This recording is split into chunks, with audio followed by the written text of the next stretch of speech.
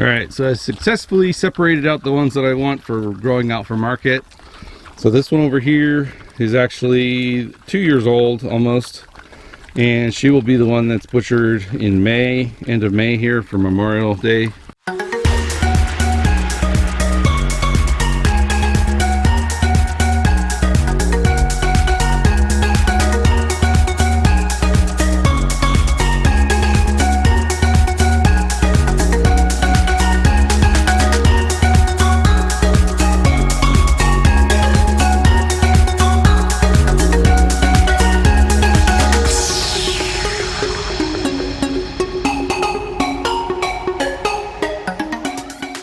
Alright, good morning. Welcome back to Boisterous Cock Farmstead. So today is actually the first day that I'm going to be feeding the sprouted grain to my pigs, and so I wanted to get a little bit of footage of that, show you what it looks like. We're still having some chilly mornings, and it's kind of like it's just a weird time of year where it can get really hot during the day and then still pretty cold at night. It's not freezing or anything like that, but the cold can actually slow the growth of the sprouted grain. Try not to get a naked baby on the back, in the background there. The cold temperatures at night can actually slow the grain growth down, so they may not be growing as well as they would say two to 4 weeks from now, but then also around that time is when we start getting up into the higher temperatures and it can get too hot, and we have complications with that as well. So I can usually only grow the trays somewhere between 4 and 6 weeks in the spring and also in the fall, and then summertime is too hot and wintertime it's too cold and the water freezes up and everything. So that's where we are. I have been watering the grasture area. Try not to get too much sun in there. But the grasture area over here, and that's responded fairly well. But it looks like the boys, when they were in there, actually dug it up pretty good. So I'm thinking about actually throwing some seed down, even if it's just either the barley or the wheat that I use for animal feed. And just adding a little bit extra, even though that's only annual grass, it'll help give some coverage. And then here in the next few days, I've got my mother-in-law coming today. My wife's picking her up from the airport, and hopefully I'll be able to actually do some work out in the field, because my wife is taking some time off, and then also grandma's in town, so I'll have somebody to watch Asher, so I don't have to worry about him while I'm out in the field and what he's going to get into, or him getting too much sun. So with that, I will get started, so stick around. So quick little update on our volunteer chicks. We had 2 that actually showed up on St. Patrick's Day, and one of those unfortunately just disappeared during the day. I think a hawk or something must have got it, but we still have one of those. And then we had another 4 show up on like the 3rd or the 4th of April. And one of those was always kind of sluggish. Asher was always catching it. And that one didn't seem, I think it was a failure to thrive issue. The other one was actually growing. I think it just, like I said, got caught by a predator. So we still have 3 from Gigi. And she's a very good, diligent mom, although there goes one running off. Free chickens, free range, stuff happens. There's predators around, so there's only so much we can do, other than I could keep them all penned up, but I've just chosen not to do that with the way that we raise them here. So that comes with some casualties. In this case, it's losing a couple chicks. In a lot of cases, I lose eggs because they lay them all over the place, and sometimes I find them, sometimes I don't. But usually those just turn into pig food anyway. So I already fed one of the grain buckets to the pigs. I'm gonna go get the fodder trays out right now, and I'll show you what we ended up with and give you a little bit of a rundown on that. But I'll leave a link in the description for the sprouted fodder system video that I've done in the past. And yeah, hopefully you guys enjoy. Alright, so I'm low on battery here. I don't know how much I'll have, but here's the fodder system here. And basically, first day all the way up to final day here.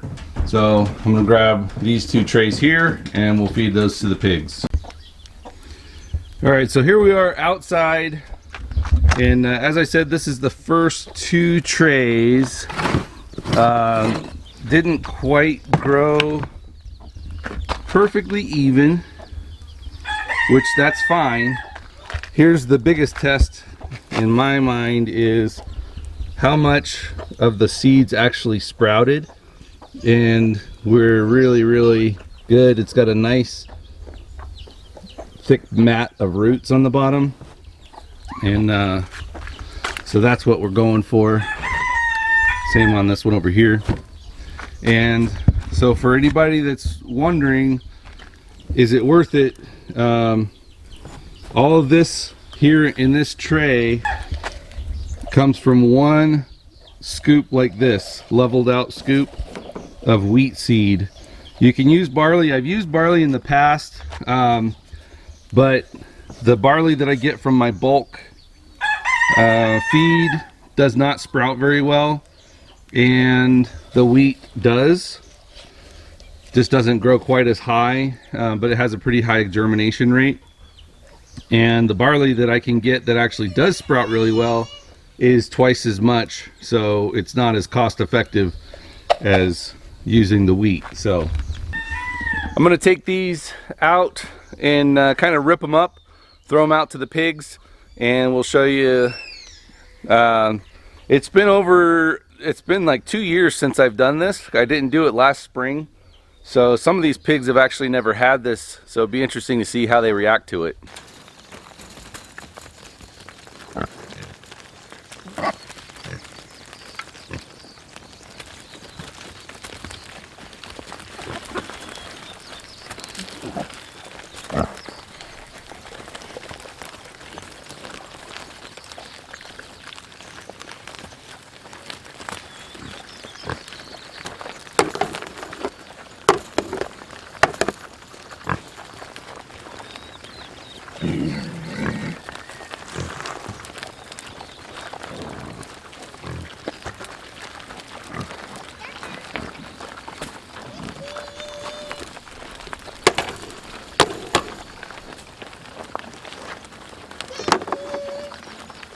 Hi, naked boy. What you got there? What is that? Oh, that's my watering meter. Yeah, thank you. Oh, you can have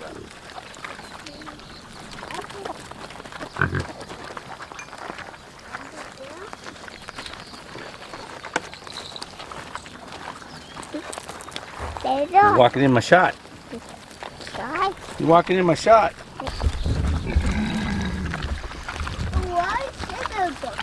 Ooh, that got food.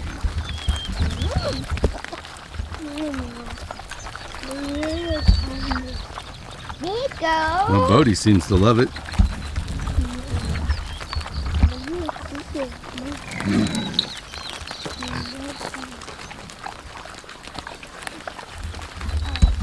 That one right there is one of the ones that's going to go into the market finishing pin here pretty soon, later today.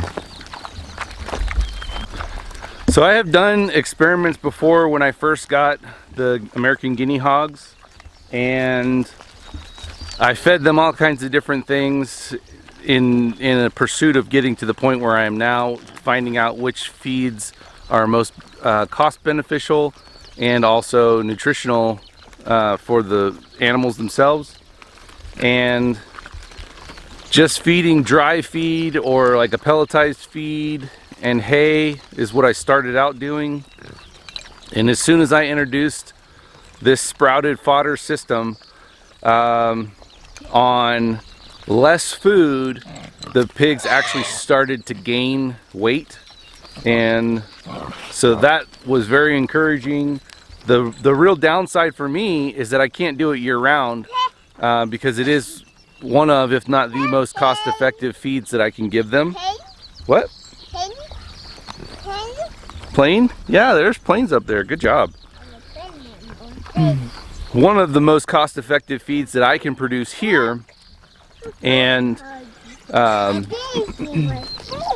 which brings me to another point that I'd like to talk about is getting those corn stalks. That actually, with figuring out that there was a hay shortage this year, I think that actually is going to be one of my best, I guess, discoveries, if I want to say that, is it has a pretty high carbohydrate level in it. It's not a lot of protein, so you only want to maintain them and still supplement them. So even just doing sprouted fodder and the corn stalks, we'll see how well they do. But they waste way less of that. They eat more of it because in the hay they were just kind of chewing it out, and they were just chewing it up, and they would spit out all the pulp. Whereas with this, they're actually eating all of it, and so they're filling their bellies more. They're not wasting as much, and it's actually cheaper per bale to get this than it is to get the hay. So I could say one of the downsides is it's probably not going to help as much with scattering the organic matter around, but it's a little too early. I don't know how much of their manure that's out here is actually from the corn stalks versus, you know, their normal feed and whatnot. So I did get another bale of the corn stalks just so that I had it on hand once I knew that they were eating it here, and hopefully we start getting some green stuff growing out of the ground, whether it's from rain or whether it's stuff that I have to actually water and produce myself, and get these guys some fresh vegetation here. So even if it's just so that they can change their palate a little bit, but free food's always good. All right, so I successfully separated out the ones that I want for growing out for market. So this one over here is actually 2 years old almost, and she will be the one that's butchered in May, end of May here for Memorial Day time. This one here is actually from last year's litter, and so she is, whoa, like 8 months old, I think. And then that one is actually a barrow, American Guinea Hog barrow. So when this one is done, I'll still have these two for the September butcher date, and I can adjust the feed accordingly. So all I have to do for these trays is I just get a nylon bristle brush and a little bit of water. I just kind of scrub these out, make sure that all the little the grain residue and everything like that is removed, and then we'll put the new grain in it here, and I'll let the chickens out. So all I'm going to do is I'm just going to take this grain that's been soaking for about 12 hours and pour it into this bucket that has some holes, and it'll strain it out, and then we'll put it up on the tray there. Okay, so while that one's draining out, I'm going to just show you. That's how much wheat I use. Just dump it in the bucket here. Make sure it's covered with about 1 inch or so of water.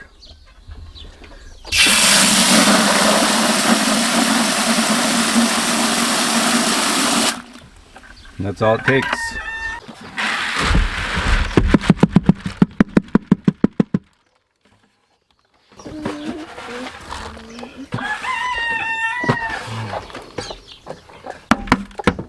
All right, so that's what that size measuring cup, once it's all soaked up, looks like. And I would say it's only about 3/8 of an inch or so deep, maybe a 1/2 of an inch. but as you can tell from that other one, it gets almost all the way up to the top with everything all sprouting out and everything. So you don't want it too deep, because then the stuff at the bottom actually won't germinate and it just turns rancid and gummy and everything like that, and it won't grow. It'll kind of gum up your fodder system too. All right, so that's pretty much it. When I started out doing this system, I actually tried, I think, 3 different grains that I could source here locally, and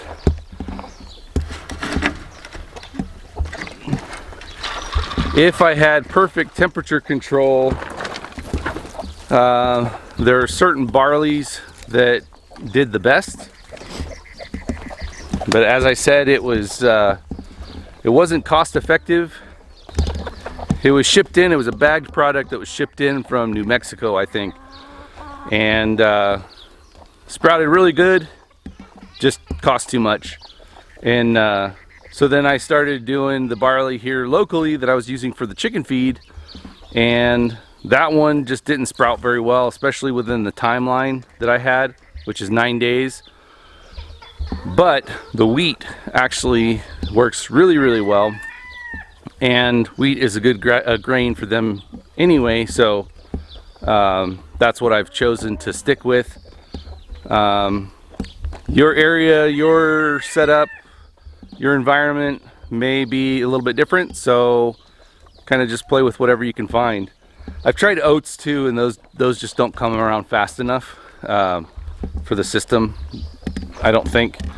So I wouldn't think doing oats or sorghum, Sudan, any of that stuff. Those don't really work with this system either. And another thing is that although I use a 9-day period, part of that is because of how cold it is at night, slows things down. So that's why I have taken it to the 9th day. There are some systems, if you have them optimized, they can produce in 6 or 7 days. So that's another thing to just kind of play with. Another thing, I only soak for 12 hours. I started out doing 24 hours, and it just seemed like the grain was kind of breaking down a little bit too fast in the bucket.